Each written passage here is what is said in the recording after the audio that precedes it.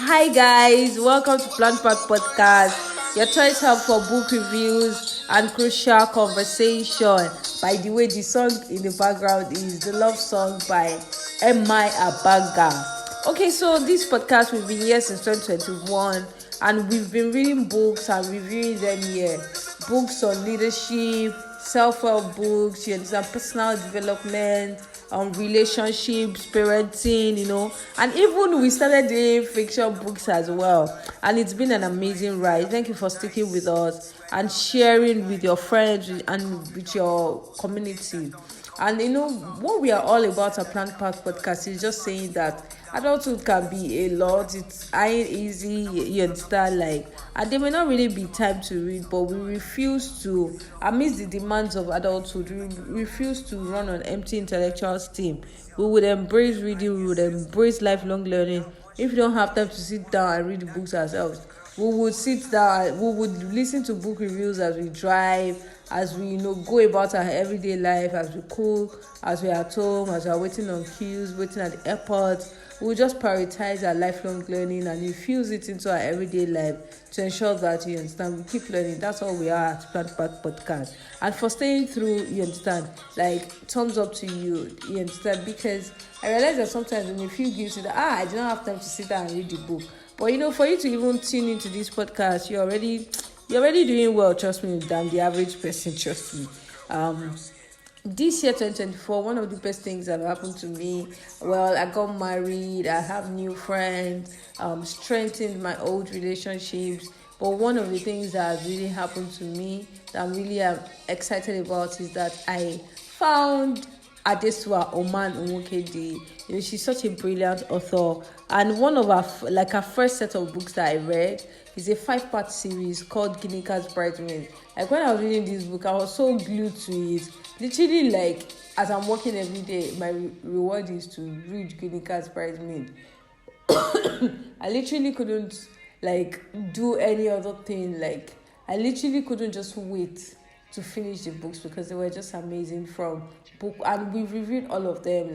Book 1 is Ara, book 2 Isioma, book 3 Ife, book 4 Ozioma, and now the Ginika herself.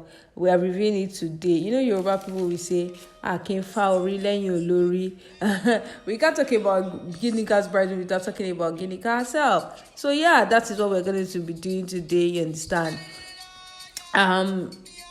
So let's jump right into the podcast, you understand.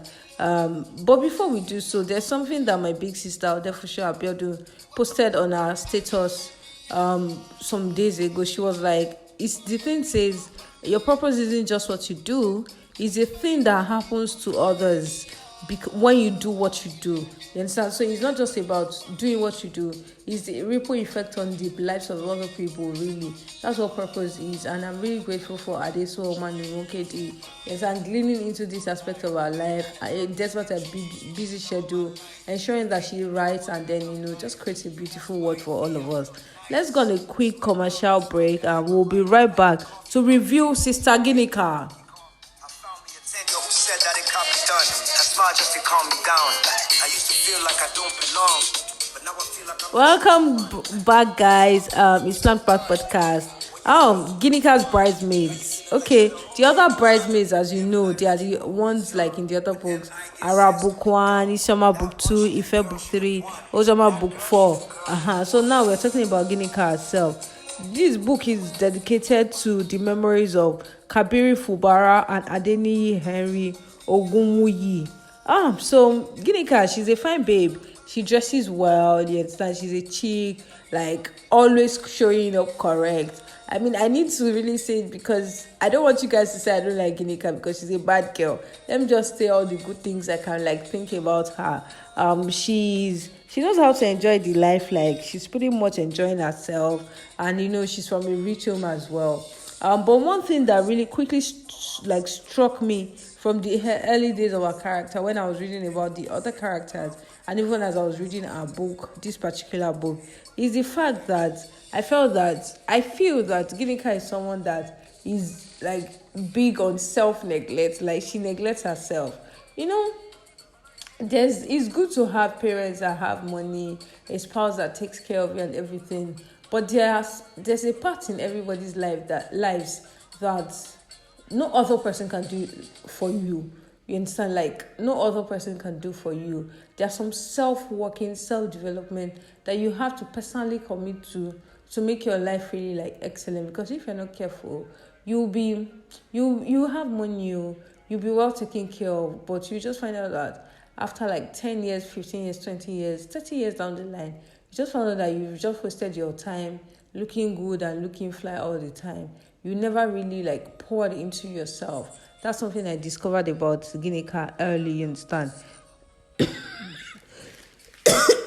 Although Ginika was a fly babe and everything, I didn't see her investing in her career. I didn't see her investing in her personal growth. You know, the way Ara is an architect and she's all about her career, her business, you understand, her relationships with people. You know, that's someone that is pouring herself into something. You see Isioma as well doing the same thing. Ife Dayo, okay, that's another case entirely. But then I hope you have listened to our own book review, Sha, so you have context about what I'm saying. Please, if you haven't, please just scroll down and listen. And then Ozioma, you can see that she's a lawyer and she's doing so well for herself. But I didn't see this with Ginika because it felt like she was okay. And after she got married, after something happened in her marriage, she actually didn't go back to work. And before you know it, she was a housewife. She wasn't even like she had a baby to take care of. We all have our choices, I know, but I mean, we should pay attention to taking care of ourselves, yes, and beyond the money. Because our husband, DK, had a life, had a career, and he was doing very well. Some of the things that Ginika did, if I felt that they were just as a result of her being so oversport and being jobless in a way. So that's my opinion. It's my book review. Anyway, so secondly, another thing about Ginika is that, so let me give you a backstory. Yes, her father is rich and everything. She's married to DK, you understand? And DK really loves her, like absolutely loves her.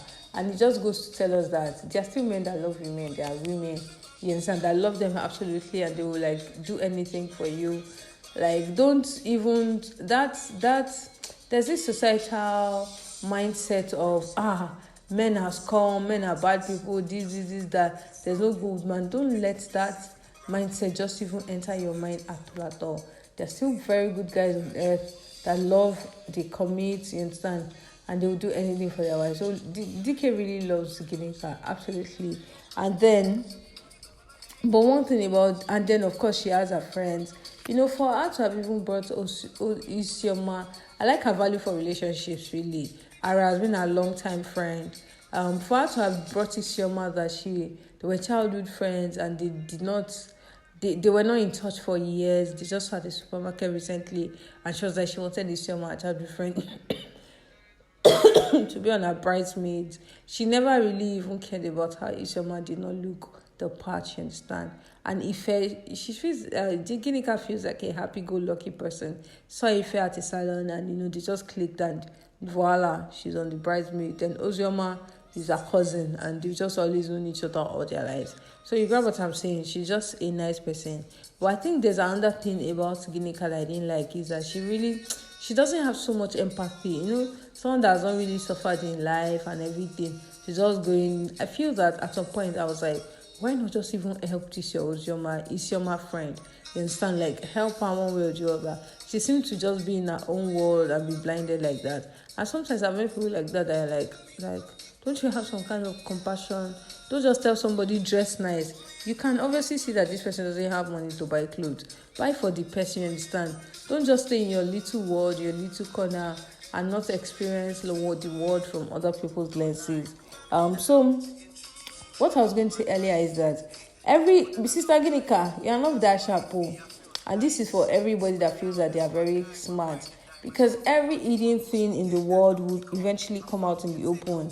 Like, so Ginika was dating her ex-boyfriend. Yes, like she has had a long time boyfriend. What's the name? Muiwa, and she kept on dating the guy even after she got married. But I like, book one, this old book now, everything now adds up because Ara had a long time boyfriend as well, oh yeah, that they've been dating since her 10 years. But after the guy messed up and did everything he did, go listen to the book review if you haven't. Ara was just able to, although it was painful, she just snapped her finger like, get away, like you can't treat me like this and go scot-free. And she was just all over Oye. But Ginika just refused to have sense, because how will somebody that is not even investing your life in any way, like he's not just contributing anything to you, he's just obviously just taking away from you, and he knows that he has you wrapped around his fingers. Why are you still seeing that guy? Like what are you guys doing together? So Ginika was actually still dating her ex-boyfriend Muiwa, and every single time she's in London, she's in Paris, she's here, she's there, just sneaking all over Lagos, all over the world, to just get some time to spend with this Muiwa guy. And what I always tell people are watching. So I say this with every sense of respect to your personal choices, to your opinions and everything, and not so that, because balance is very key, not so that you live your life in the view of other people and say, people are watching you understand, that kind of thing, but just to remind you that people are watching you. Like, sometimes when I do this podcast, and sometimes I just see the views may not be encouraging on some weeks, and I'm like, does anybody even see what I am doing? Does anybody even think that, does anybody even see my work, my efforts and everything? I think I have those thoughts in my head. Then sometimes I just go out, boom, I just see somebody say, that your podcast, well done, no. And I'm like, oh, so you saw my status, how come you didn't reply? How come I didn't see your comment? But this person listened. So another thing I also observed is that sometimes I see people, once they see an international opportunity or something, an opportunity in the education space, they just send to me and they say things like, it's education, I don't understand what it is, but once I saw education, I just remembered you, and I felt that you may be interested in it, or you may know someone that may be interested in it. And I'm like, so you people realize that this is what I am doing. That's interesting to know. So people really are watching you, because something also happened to me recently. I don't think I want to go into details, long gist, but the thing is that some people had to say something to me about somebody, and in my presence, people were just saying things about me, statements I've made online over the past 1 year, things I've said, some things I just say audaciously on my status, or things that they've even heard me say interact with. And I'm like, so people actually listen. People are really, really watching you. Maybe that's something to really think about. And people are watching you to give a testimony about you. That's one. Recommendations.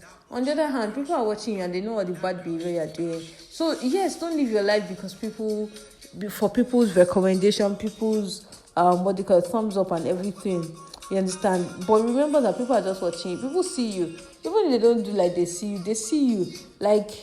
On the day you blow, you just remember that you just see people coming out to say things about this person is really in this field, doing well, and you understand, that kind of thing, yada yada yada. And if you're not doing well, people will really still tell you that they try.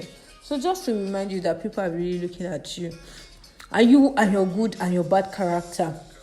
So anyway, she kept on seeing Muiwa, and they kept on having sex, and which was quite painful, because I saw how, from my own perspective as a reader, I saw how DK really likes Ginika, and it was so disappointing to see her, you understand, just throw away DK's love to the mud, and still kept on dating Muiwa. That was very, very nice. Very not nice at all. So Ginika, she thought she was the smartest babe on the earth, and she thought that she was keeping it hush-hush. But my God, that does not sleep nor slumber. My God is that it is after good people, that is after taking care of good people like DK, exposed this sister Ginika, and I was so happy because the guy caught her eventually, because DK deserves better, honestly. So, and for me, there's also another part that was thinking that, DK is a good guy and everything, and let's say they weren't even married, or let's say as they were in the marriage, maybe Ginika now got pregnant for Miwa. The guy will now be very hurt. The typical good guy, good lady, is a kind person. They'll now say something like, niceness no dey pay, stay wicked and everything, because that person is hurt.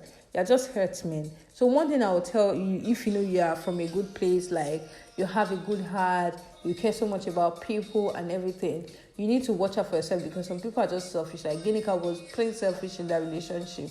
She never thought about DK. In fact, she kept on saying, excuse me, she kept on saying that she didn't like DK. She was not in love with him. She was in love with Muiwa. And I'm like, you're in love with his money.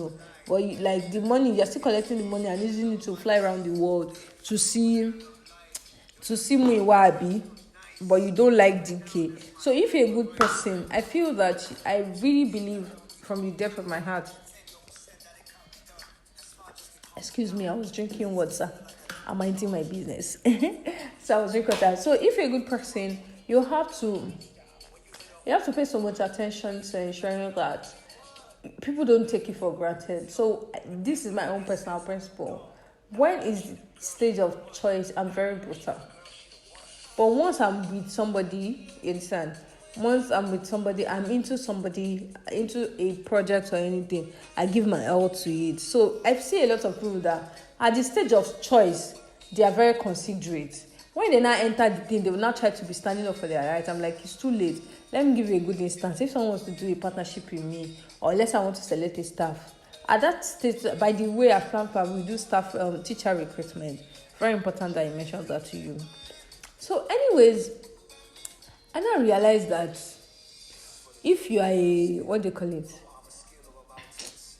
What did I want to say? Okay, so I now realize that, like, if I want to choose a staff now, the point to really be brutal is when at the stage of decision. You understand? You see people that they just say, let's employ the person like that now. When the person enters, they'll not try to be strict on the person. I'm like, this person doesn't have capacity for what you're demanding of him. So what I believe is that at the stage of decision, be very brutal. You want to choose a spouse, you just see people just say, you will change. When they enter the marriage, they will now want to start flexing muscle. Say, no, I don't like it. Somebody that you know that is always hanging out, is always drinking and smoking, you now get into marriage, you now say, you can't go anywhere. I'm like, Auntie, calm down. You saw him like this before. So the stage of choice, you understand, is the stage to be really brutal. Because I think that DK, Ginika's husband, should have been very brutal and screened Ginika very well before even thinking about marrying her. Now they have married, you understand now. He's not trying to, you understand, put his feet down. It doesn't work that way. The decision stage is always the point to be brutal and all of that. I think that if he did that, he would have not married Ginika. So if you're a good person, you need to watch out for yourself. So be kind as well, be good, because those are like the fruits of the spirit: kindness, goodness, and everything. But you don't have to be nice. Like, you don't have to, because Yoruba people say, but that ain't nice, but that what they mean. You understand? Like, people just expect you to remove your eye for them.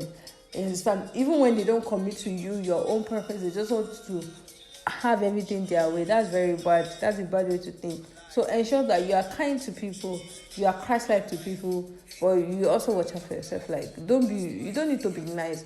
You don't need to do all the niceties. You don't need to. Just be kind. Do your own for God, but watch out for yourself as well. Very, very important. So yeah, like I said, I don't think that DK had any business marrying Ginika. She's too selfish. Because, okay, so what I said in the earlier part of this podcast that actually happened into their marriage is that in the first year of their marriage, they actually lost a pregnancy. So Ginika got pregnant, and then they lost the pregnancy, which was very, very painful to Ginika. Like, she cried and wailed, and which, the sad part, instead of her to now cry to her husband, she now went to cry to Muiwa, and now, like, they had sex again, which was very painful. She didn't get pregnant for years, and later DK now found out that she was actually taking birth control pills over the years. After that first time that she got pregnant, she started taking birth control pills. So it's like insult upon injury. She was cheating on DK, her husband, and then now taking birth control pills. Very, very bad. And she kept on cheating on the guy with Chidima. This Auntie Ginika is a very, very bad guy. But the good part is that they broke up. Yes, you heard me. Like, not the relationship with Muiwa. Like, DK found out about the relationship with Muiwa and then broke up with Ginika, his wife. Like the marriage just split. Like they went their separate ways. And I like that part of DK because DK, it must have been a very hard decision for him to make, knowing that he had a soft spot for Ginika big time. Like he really likes her. But I like the fact that he just damned all these consequences and just you understand, like he damned all these consequences and he just broke up with Ginika. And that gave Ginika some time to even think about her life and have some sense. And that's very important. Like sometimes just we need to make the hard decisions and you understand, just do it, like them these consequences and just break up with the person and move on. Sometimes you have to do hard things for the soft life. Like Alex, you always say, do hard things. Just close your eyes and do it. Nobody will die. The person, like I always say, you will cry, you will convulse, you will feel bad. But you know what happened in the end?